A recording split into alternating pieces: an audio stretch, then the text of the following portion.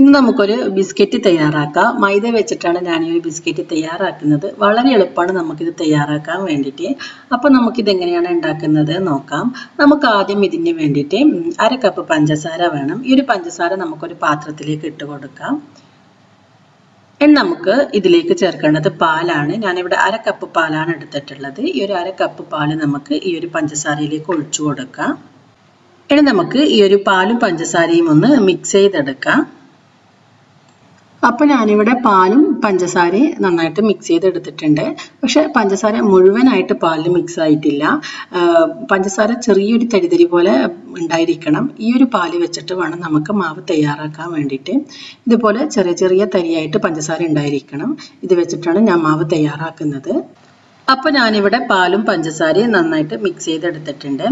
ഇനി നമുക്ക് ഒരു ബൗളിലേക്ക് 2 കപ്പ് മൈദ എടുക്കാം. ഞാനിവിടെ 2 കപ്പ് മൈദക്കാണ് ഇത് ചെയ്യുന്നത്. നിങ്ങൾക്ക് കൂടുതൽ വേണമെന്നുണ്ടെങ്കിൽ കൂടുതൽ എടുത്താൽ മതി. ഇനി ഒരു 2 കപ്പ് മൈദയിലേക്ക് നമുക്ക് ആവശ്യത്തിന് ഉപ്പ് ചേർത്ത് കൊടുക്കാം. ഇനി ഇതിലേക്ക് ചേർക്കേണ്ടത് ബേക്കിംഗ് സോഡയാണ്. ഞാനിവിടെ ഒരു 1/4 ടീസ്പൂൺ ബേക്കിംഗ് സോഡ എടുത്തിട്ടുണ്ട്. ഇത് നമുക്കിതിലേക്ക് ചേർത്ത് കൊടുക്കാം. ഒരു 1/4 ടീസ്പൂൺ ഏലക്കാപ്പൊടി കൂടി ചേർത്ത് നമുക്കിത് നന്നായിട്ടൊന്ന് മിക്സ് ചെയ്തെടുക്കണം. ബേക്കിംഗ് സോഡയും ഏലക്കാപ്പൊടിയും ഉപ്പുമെല്ലാം ഈ ഒരു മൈദയിൽ നന്നായിട്ടൊന്ന് മിക്സ് ചെയ്തെടുക്കണം. അപ്പോൾ ഞാനിവിടെ ഇത് നന്നായിട്ട് മിക്സ് ചെയ്തെടുത്തിട്ടുണ്ട്. ഇനി നമുക്ക് ഈ ഒരു മൈദയിലേക്ക് നെയ്യോ ബട്ടറോ ചേർത്ത് കൊടുക്കാം. ഞാനിവിടെ നെയ്യാണ് ചേർക്കുന്നത്. അധികം ആളുടത്തും നെയ്യാണ് ഉണ്ടാവാം. അപ്പോൾ ഞാനിവിടെ 3 ടേബിൾ സ്പൂൺ നെയ്യാണ് ചേർക്കുന്നത്. നെയ്യ് കൂടുതൽ ചേർക്കുമ്പോൾ കൂടുതൽ ടേസ്റ്റ് ആയിരിക്കും. അത് നിങ്ങളുടെ ഇഷ്ടം പോലെ ചേർക്കാം. ഞാനിവിടെ 3 ടേബിൾ സ്പൂൺ നെയ്യാണ് ചേർത്തിട്ടുള്ളത്. ഇനി നമുക്ക് ഈ ഒരു നെയ്യ് ഈ ഒരു മൈദയിൽ ഇട്ടിട്ട് നന്നായിട്ടൊന്ന് കുഴച്ചെടുക്കണം. നല്ലവണ്ണം കൈകൊണ്ട് കുഴച്ചെടുക്കാം. ഈ ഒരു മൈദ നല്ല സോഫ്റ്റ് ആയി വരുന്നത് വരെ നമ്മൾ ഈ ഒരു നെയ്യും മൈദയും കുഴച്ചെടുക്കണം. അപ്പോൾ ഞാനിവിടെ മൈദയും നെയ്യും നന്നായിട്ട് കുഴച്ചെടുത്തിട്ടുണ്ട്. നമ്മൾ കൈകൊണ്ട് ഇങ്ങനെ പിടിക്കുന്ന സമയത്ത് ഇതൊരു കട്ട പോലെ ആയിട്ട് വരണം. ഈ രീതിയിൽ വേണം നമ്മൾ ഈ ഒരു മൈദയും നെയ്യും കുഴച്ചെടുക്കാൻ വേണ്ടിയിട്ട്. ഇപ്പോൾ കണ്ടില്ലേ, ഇങ്ങനെ പിടിക്കുന്ന സമയത്ത് ഇതുപോലെ കട്ട പോലെ ഉണ്ടായിരിക്കണം. അപ്പോൾ ഞാനിവിടെ നന്നായിട്ട് ഈ ഒരു മൈദയും നെയ്യും മിക്സ് ചെയ്തെടുത്തിട്ടുണ്ട്. ഇനി നമുക്കിതിലേക്ക് നമ്മൾ നേരത്തെ തയ്യാറാക്കി വെച്ച പാൽ ഒഴിച്ചു കൊടുക്കാം. പാൽ ഒഴിക്കുന്ന സമയത്ത് കുറച്ച് കുറച്ചായിട്ട് ഒഴിച്ച് കുഴച്ചെടുത്താൽ മതി. നമുക്കിതിലേക്ക് മൈദയോ പാലോ കൂടുതലായിട്ട് ആവശ്യമായി വരാമെന്നുണ്ടെങ്കിൽ അത് ചേർത്ത് കൊടുക്കാം. പിന്നെ എനിക്കിവിടെ 2 കപ്പ് മൈദക്ക് ഈ ഒരു 1/2 കപ്പ് പാല് നല്ല കണക്കായിട്ട് കിട്ടിയിട്ടുണ്ടായിരുന്നു. ഇതൊക്കെ ആവശ്യമെങ്കിൽ മാത്രം ചേർത്ത് കൊടുത്താൽ മതി. ഇതിൻ്റെ അടിയിലുള്ള ഈ ഒരു പഞ്ചസാരയും നമുക്ക് ഇതിലേക്ക് ഇട്ട് കൊടുക്കണം. ഞാൻ പറഞ്ഞില്ല നേരത്തെ നല്ല തരിതരി പോലെ കുറച്ച് പഞ്ചസാര വേണമെന്ന്. ആ പഞ്ചസാരയും കൂടി ഇതിലേക്ക് ചേർത്തിട്ട് വേണം നമ്മൾ ഈ ഒരു മാവ് കുഴച്ചെടുക്കാൻ വേണ്ടിയിട്ട്. അപ്പോൾ ഞാനിവിടെ മാവ് നന്നായി കുഴച്ചെടുത്തിട്ടുണ്ട്. എത്ര നമുക്ക് നന്നായിട്ട് കുഴച്ചെടുക്കാൻ പറ്റും അത്രയും നല്ലവണ്ണം കുഴച്ചെടുക്കാം.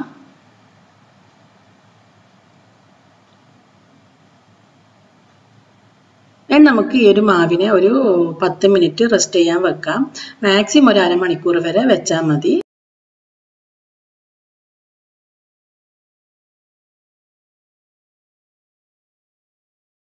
ഇപ്പോൾ 10 മിനിറ്റ് കഴിഞ്ഞിട്ടുണ്ട്. നമുക്ക് ഈ ഒരു കുഴച്ച് വെച്ച മാവിനെ പകുതിയാക്കി എടുക്കാം. നമുക്ക് ആദ്യം പകുതി ഭാഗമാണ് ഞാനിവിടെ പരത്തിയെടുക്കുന്നത്. അതിനുശേഷം ബാക്കി പകുതി പരത്തിയാൽ മതി. ഈ ഒരു പകുതി എടുത്ത് നന്നായിട്ട് വീണ്ടും കയ്യിൽ വെച്ച് നന്നായിട്ടൊന്ന് കുഴച്ചെടുക്കാം.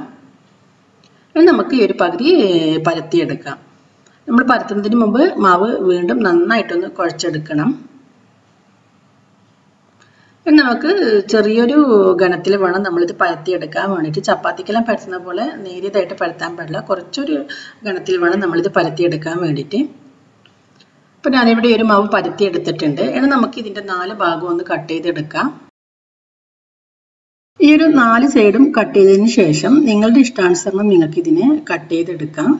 ഞാനിവിടെ വളരെ ചെറുതായിട്ടാണ് കട്ട് ചെയ്തെടുക്കുന്നത്. നമ്മൾ ചെറുതായിട്ട് കട്ട് ചെയ്യുമ്പോൾ നമുക്കിത് നല്ല ക്രിസ്പി ആയിട്ട് കിട്ടും. അതേപോലെ പെട്ടെന്ന് തന്നെ ഫ്രൈ ആയിട്ട് വരും.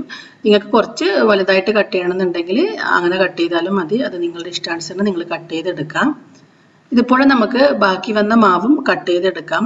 ഇങ്ങനെ നമുക്ക് 3 തവണ പരത്തി കട്ട് ചെയ്യേണ്ടി വരും. കാരണം ഈ 2 പ്രാവശ്യം നമ്മൾ പരത്തിയെടുക്കുന്ന സമയത്ത് 4 ഭാഗത്തെ മാവും ബാക്കി ഉണ്ടാവില്ല. അത് വീണ്ടും നമുക്ക് ഒന്നാക്കിയിട്ട് വീണ്ടും പരത്തിയെടുക്കാം.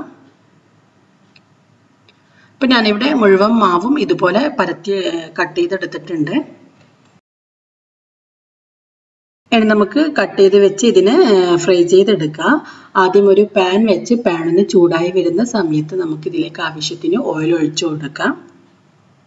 ആദ്യം ഓയിൽ ഒഴിച്ചിട്ട് നന്നായിട്ട് ഹൈ ഫ്ലെയിമിൽ വെച്ചിട്ട് എണ്ണ നന്നായി തിളപ്പിച്ചെടുക്കാം. അതിനുശേഷം ഒരു മീഡിയം ഫ്ലെയിമിൽ വെച്ചിട്ട് വേണം നമ്മളിത് ഫ്രൈ ചെയ്തെടുക്കാൻ വേണ്ടിയിട്ട്.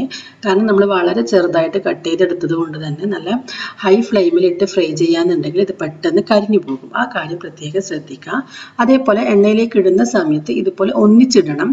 നമ്മൾ ഓരോന്നോരോന്നായിട്ട് ഇടുകയെന്നുണ്ടെങ്കിൽ നമ്മൾ അവസാനം ഇടുമ്പോഴത്തേക്കും ഫസ്റ്റ് ഇട്ടത് പെട്ടെന്ന് കരിഞ്ഞ് കളർ മാറിപ്പോകും. അപ്പോൾ ഒന്നിച്ചിടുകയാണെങ്കിൽ നമുക്കെല്ലാം ഒരേ കളറിൽ തന്നെ ഫ്രൈ ആയി കിട്ടും. ആ ഒരു കാര്യം പ്രത്യേകം ശ്രദ്ധിക്കാം. ഓരോന്നോരോന്നായിട്ട് എണ്ണയിലേക്ക് ഇടാതെ ഒന്നിച്ചിട്ടിട്ട് ഫ്രൈ ചെയ്തെടുക്കുക. അങ്ങനെയാണെങ്കിൽ മാത്രമേ നമുക്ക് എല്ലാത്തിനും ഒരേ കളറായിട്ട് കിട്ടുകയുള്ളൂ. ഇനി നമുക്കിതിനെ ഒരു ഗോൾഡൻ കളർ ആവുന്നത് വരെ ഫ്രൈ ചെയ്തെടുക്കാം. എണ്ണ നന്നായി ചൂടായതിന് ശേഷം മാത്രം നമ്മൾ ഇത് എണ്ണയിലേക്ക് ഇട്ട് കൊടുക്കുക. അങ്ങനെയാകുമ്പോൾ ഇത് പെട്ടെന്ന് ഫ്രൈ ആയി കിട്ടും. എണ്ണ ചൂടാവുന്നതിന് മുമ്പ് നന്നായി തിളച്ച് വരുന്നതിന് മുമ്പ് ഇതിലേക്ക് ഇട്ട് കൊടുത്തിട്ടുണ്ടെങ്കിൽ കുറച്ചധികം ടൈം എടുക്കും ഇത് ഫ്രൈ ആയി വരാൻ വേണ്ടിയിട്ട്. അപ്പോൾ ആദ്യം നന്നായിട്ട് എണ്ണ തിളപ്പിച്ചെടുക്കുക. അതിനുശേഷം മാത്രം ഇത് എണ്ണയിലേക്ക് ഇട്ട് കൊടുക്കാം. അതേപോലെ ഫ്ലെയിം കുറച്ച് വെക്കുക. എന്നിട്ട് വേണം എണ്ണയിലേക്ക് ഇട്ട് കൊടുക്കാൻ വേണ്ടിയിട്ട്. അല്ലെങ്കിൽ പെട്ടെന്ന് കരിഞ്ഞു പോകും. ഈ കാര്യം പ്രത്യേകം ശ്രദ്ധിക്കാം. അപ്പോൾ നിങ്ങളെല്ലാവരും ഇത് ട്രൈ ചെയ്ത് നോക്കുക. കുറച്ചധികം ഉണ്ടാക്കി വെക്കുക ഉണ്ടെങ്കിൽ നമുക്ക് കുറച്ചധികം നാളത്തേക്ക് ഉപയോഗിക്കാൻ പറ്റും. അപ്പോൾ തീർച്ചയായും നിങ്ങളിത് എല്ലാവരും ഒന്ന് ട്രൈ ചെയ്ത് നോക്കണം. വളരെ എളുപ്പമാണ് ഇത് ഉണ്ടാക്കാൻ വേണ്ടിയിട്ട്. നല്ല ടേസ്റ്റിയാണ്. നിങ്ങളിത് ഉണ്ടാക്കി നോക്കിയിട്ട് ഇതിൻ്റെ ഫീഡ്ബാക്ക് അറിയിക്കാം.